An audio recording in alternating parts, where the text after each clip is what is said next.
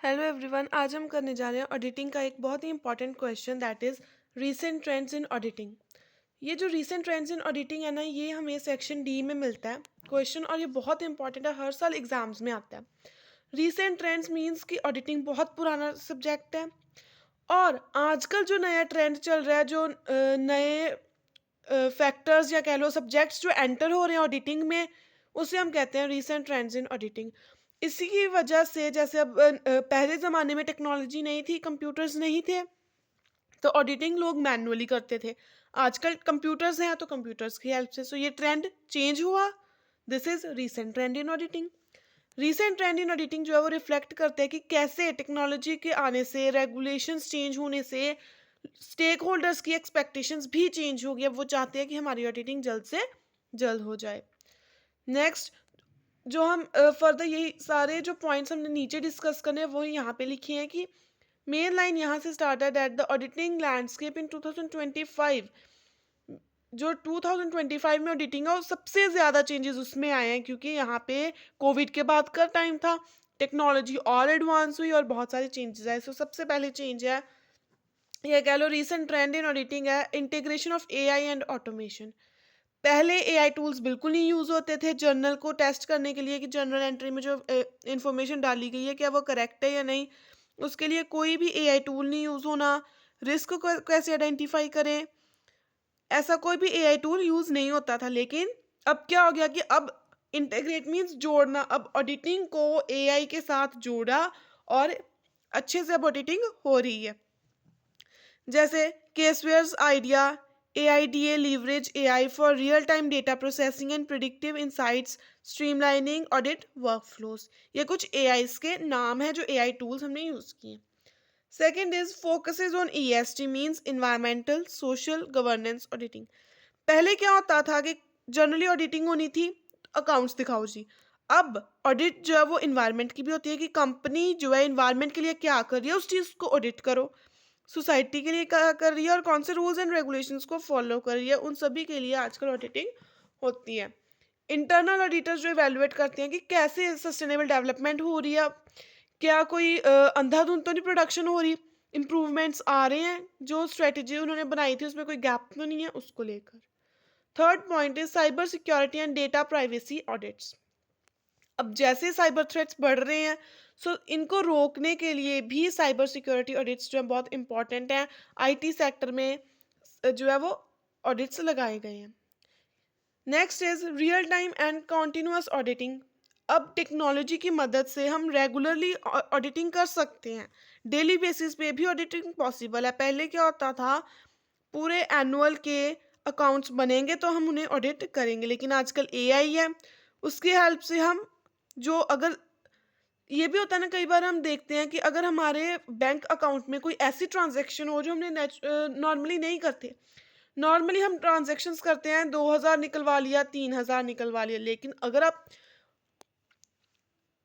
50,000 निकलवा लो एक टाइम पे, जनरली ये आपका रिकॉर्ड नहीं है, पिछले 10 सालों से आपने 3,000 से ज़्यादा कोई ट्रांजैक्शन नहीं की और एकदम से आप 50,000 निकलवाओगे तो उसका अलर्ट आता है। मीन्स वो बैंक देखता है कि इतनी बड़ी ट्रांजैक्शन कहाँ हो रही है, कैसे हो रही है, उसे हम कहेंगे यहाँ पे real time and continuous auditing. इससे रिस्क भी नहीं होगा, अगर कोई फ्रॉड या हैकर हमारे पैसे लेगा तो वो नहीं ले पाएगा, क्योंकि ऑलरेडी हम ऑडिट कर रहे हैं साथ साथ टेक्नोलॉजी की मदद से। Next is evolving role of internal auditors. पहले इंटरनल ऑडिटर्स का रोल क्या था कि उन्होंने चेक करना है कि ऑडिट अकाउंट्स अच्छे से बन रहे हैं नहीं बन रहे। लेकिन आजकल जो रिसेंट ट्रेंड है ऑडिटिंग में वो ये है कि इंटरनल ऑडिटर्स जो हैं वो शिफ्ट कर रहे हैं अपना focus from compliance based rules to strategic advisers. वो एडवाइस भी देते हैं कि आप अपने जो अकाउंट्स है उसको ऐसे मैनेज करो कि फ्रॉड्स या रिस्क के चांसेस कम होंगे। Next is talent shortages and workforce transformation. अब एआई का ज़माना आ गया, तो पहले जो मैनुअल से काम करते थे लोग, एक्सपर्ट्स थे वहाँ पे, अब उनको एआई एक्सपर्ट्स की भी ज़रूरत पड़ेगी। सो उसके लिए जो है वो ज़्यादा सैलरी लोगों को मिल रही है अगर आपको आप में टैलेंट है और आप अच्छे से ऑडिट कर सकते हो एआई की मदद से। रेगुलेटरी चेंजेस एंड कंप्लायंस, बहुत सारे रूल्स एंड रेगुलेशंस चेंज हुए हैं, उसकी वजह से भी जो ऑडिट में चेंजेस आए हैं वो ऑडिट फॉलो करता है। Shift to risk based auditing. अब जो है वो इंटरनल ऑडिटर्स जो वो SOX compliance towards the risk based auditing की तरफ जा रहे हैं. इट मीन्स कि उनका ये ध्यान है कि टेक्नोलॉजी के ज़माने में कोई भी टेक्नोलॉजी की जैसे हम टेक्नोलॉजी की अगर बात करें तो उससे रिलेटेड कोई भी रिस्क जो है वो ना आए. ये नहीं है कि आपने सिर्फ अकाउंट्स को चेक करना, बल्कि ये भी देखना है कि कहाँ पे अकाउंट्स के गड़बड़ होने के रिस्क के चांसेस हैं. Next is blockchain and technology infrastructure upgrades. Blockchain means continuously जो है ट्रांजेक्शन्स होना, वो भी अट्रैक्शन का पार्ट है, क्योंकि ट्रांसपेरेंट ट्रांजेक्शन्स हो रही हैं, हम अच्छे से वेरीफाई कर सकते हैं. अगर किसी को पैसे ट्रांसफ़र करने हो ना या उधार पे देने हो तो हम प्रेफर करते हैं गूगल पे, बिकॉज हमारे पास वो एक डिजिटल पेमेंट का प्रूफ होता है कि हमने इस बंदे को पैसे ट्रांसफ़र किए. अगर हम उसको कैश देंगे कोई प्रूफ ही नहीं है. सो वो कह रहे हैं यहाँ पे भी, अगर टेक्नोलॉजी की मदद से जो अपग्रेडेशंस आई हैं उसमें भी ऑडिटिंग का बड़ा फ़ायदा हुआ है, क्योंकि ऑडिट वालों को वेरीफाई करने में, वाउचर्स के साथ मैच करने में इजीली उनको ट्रांसपेरेंसी पता चल जाती है कि हाँ जी ये ट्रांजैक्शन वेरीफाइड है या नहीं. Client experience over client service. ये नहीं है कि क्लाइंट्स को ज़्यादा से ज़्यादा क्लाइंट्स को हमने सर्विसेज वगैरह देनी है, या हमारे ऑडिटर्स का फोकस क्या है कि हमने जो है वो फर्दर उनको आगे के लिए भी गाइडेंस देनी है, कि ट्रांसपेरेंट रिपोर्ट्स बनानी है, रिस्क को फोरकास्ट किया जा सके, ऐसी हमने रिपोर्ट्स बनानी है. सो ये 10 पॉइंट्स हैं. और इनके बाद मैंने कंक्लूजन लिखा है कि अगर आपको यही 10 पॉइंट्स करने हैं, it's okay, then you can just write the conclusion that is written over here, कि 2025 में ऑडिटिंग में बहुत सारी स्ट्रेटेजिकल चेंजेस आए, टेक्नोलॉजी में चेंजेस आए. ऑडिटर को सारे एआई, कॉन्टिन्यूस ऑडिटिंग, इन सभी को देखना पड़ेगा और अपने टूल्स को अच्छे से अडॉप्ट करना पड़ेगा. अगर ये सारे रिसेंट ट्रेंड्स एक बिजनेस कोलैबोरेट करता है ऑडिटिंग में, मींस कि ऑडिटिंग के दौरान ये सारे ऊपर वाले रिसेंट ट्रेंड्स को यूज़ करता है, तो उसकी ऑडिटिंग सबसे अच्छी मानी जाती है. नेक्स्ट और भी हम पॉइंट्स लिख सकते हैं इसमें, जैसे remote auditing. Remote auditing means कि बैकवर्ड एरियाज में भी हमने जैसे होता है ना बैकवर्ड एरियाज, वो यहाँ पे बोल रहा है कि जो भी कंपनीज एक्ट ने न्यू लॉज बनाए उनको हाईलाइट करो.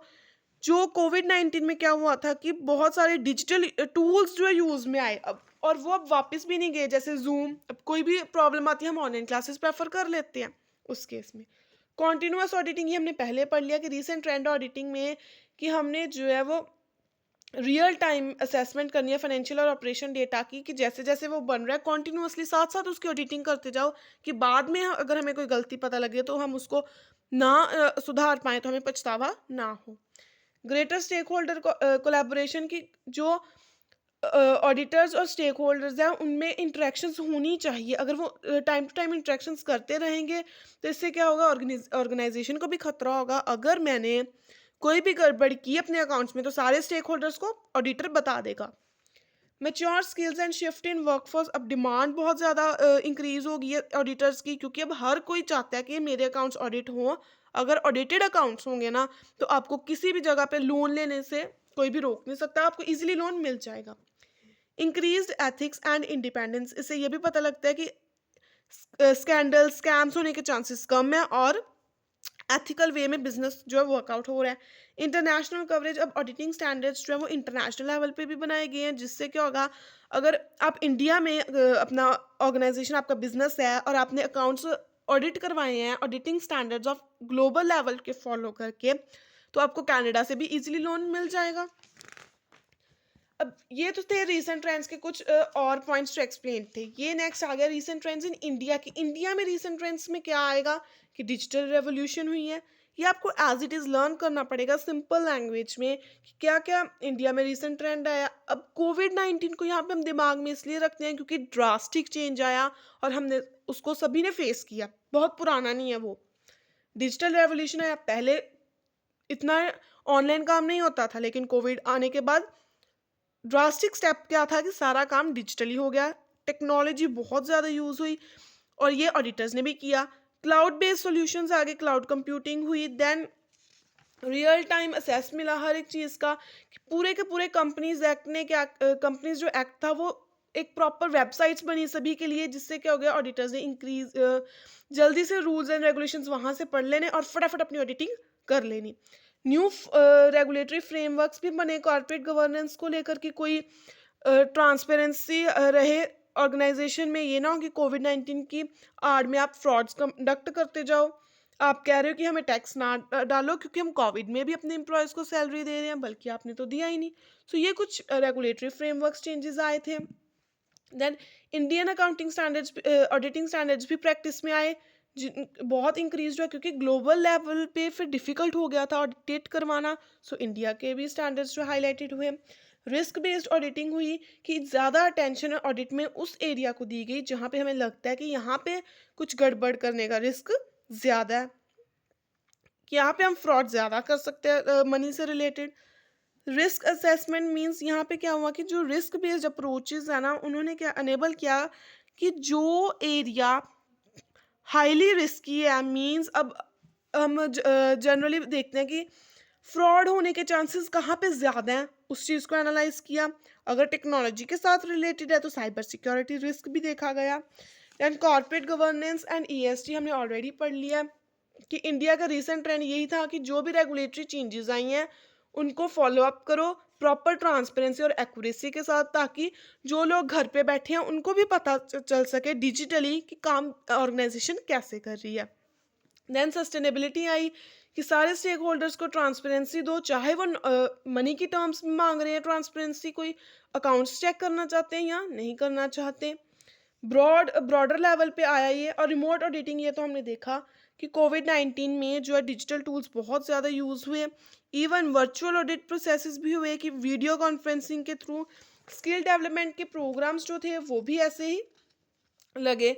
और टेक्नोलॉजी जैसे इंक्रीज कर रही है, इससे क्या हो रहा है कि अब मैनुअल ऑडिटिंग बिल्कुल ख़त्म हो रही है। अब न्यू ऑडिटिंग में क्या, जो रीसेंट ट्रेंड है कि ऑनलाइन सब कुछ हो रहा है। सो न्यू प्रोफेशनल की जो एक्सपर्टाइज है उसकी ज़रूरत है, जो प्रॉपर एआई की टूल्स के थ्रू ऑडिटिंग करना जानता हो। इसे एथिकल वे में करना है ऑडिटिंग का। और global standards and harmonisation means कि इंडियन ऑडिटिंग स्टैंडर्ड्स को इंटरनेशनल लेवल पे अलाइन करवाना है, कोलैबोरेट कराना है। ये ना हो कि हमने यहाँ पे ऑडिटिंग करवा ली और हमारे अकाउंट्स फ्रॉडलेंट नहीं निकले, लेकिन जब हम इंटरनेशनल लेवल पे ऑडिटिंग करवाएं तो हमारे अकाउंट्स जो हैं वो फ्रॉडलेंट निकल जाएं। सो नेक्स्ट हमने कंक्लूड कर देना है कि रीसेंट ट्रेंड्स इन ऑडिटिंग का बहुत ज़्यादा रिलेशनशिप है in the creation of transparency and trust. अगर हम चाहते हैं कि कोई भी फाइनेंशियल रिपोर्ट, कोई भी बैलेंस शीट के ऊपर हम रिलाई करें, वो ट्रांसपेरेंट है, ट्रस्ट वर्दी है, तो हम सबसे पहले देखते हैं क्या वो ऑडिटेड है। So, यही रीसेंट ट्रेंड है कि जितने भी रीसेंट ट्रेंड्स हैं अगर हम उनको फॉलो अप करेंगे तो हमारी जो ऑडिट है वो अच्छी होगी। सो ये थे रीसेंट ट्रेंड्स इन ऑडिटिंग का। ये एज इट इज़ आपको मेनली लर्न वाला क्रैमिंग वाला पोर्शन होता है। सो आई होप आपको समझ आए हो। इसके मैं जो है वो शॉर्ट्स में नोट्स भी आपको डाल दूंगी यूट्यूब चैनल पे, आप देख सकते हो। कोई भी डाउट है कमेंट सेक्शन में बताइए। Thank you.